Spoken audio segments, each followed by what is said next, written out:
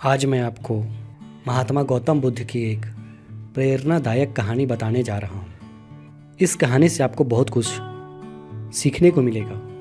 एक समय की बात है, भगवान गौतम बुद्ध एक गांव में आए हुए थे और उस गांव के लोगों से भेंट स्वीकार कर रहे थे। गौतम बुद्ध अपने भक्तों का भेंट स्वीकार कर रहे थे। तभी वहाँ पर एक वृद्धा आई और उसने गौतम बुद्ध से कहा, मैं बहुत ही ज़्यादा गरीब हूँ, मेरे पास आपको भेंट देने के लिए कुछ भी नहीं है।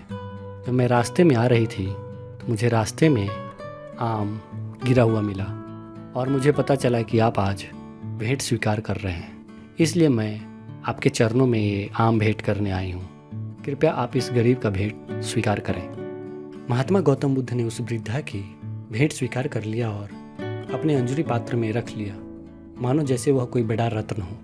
थोड़ी देर बाद वृद्धा वहाँ से संतुष्ट भाव से लौट गई। वहाँ उपस्थित राजा यह देखकर चकित रह गया।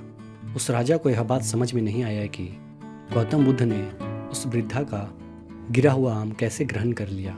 और वह राजा भगवान गौतम बुद्ध से पूछ बैठता है, इस वृद्धा और इसकी भेंट में ऐसा क्या विशेषता है जिसे आपने स्वीकार कर लिया, जबकि मैं आपको हीरे चांदी जवाहरात और कई तरह के खाद्य पदार्थ पहले ही भेंट कर चुका हूँ। यह सुनकर गौतम बुद्ध मुस्कुराते हैं और बोलते हैं, इस वृद्धा ने अपनी संपूर्ण पूंजी मुझे भेंट कर दी, जबकि आप लोगों ने अपनी संपूर्ण संपत्ति का केवल एक छोटा सा भाग ही मुझे भेंट किया है।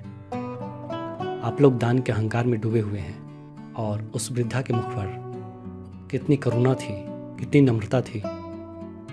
युगों युगों के बाद ऐसा दान मिलता है। इस दुनिया में जो सबसे बड़ी चीज़ है वह नम्रता, करुणा, जो इस वृद्धा से झलक रही थी। गौतम बुद्ध की यह बातें सुनकर उस राजा को समझ में आ गया कि इस दुनिया में सबसे बड़ी चीज़ जो है वह है करुणा, किसी व्यक्ति के प्रति करुणा और नम्रता। तो इस कहानी से हमें जो सीख मिलती है वो यह है कि किसी व्यक्ति के प्रति हमें करुणा का भाव रखना चाहिए और नम्रता का भाव रखना चाहिए।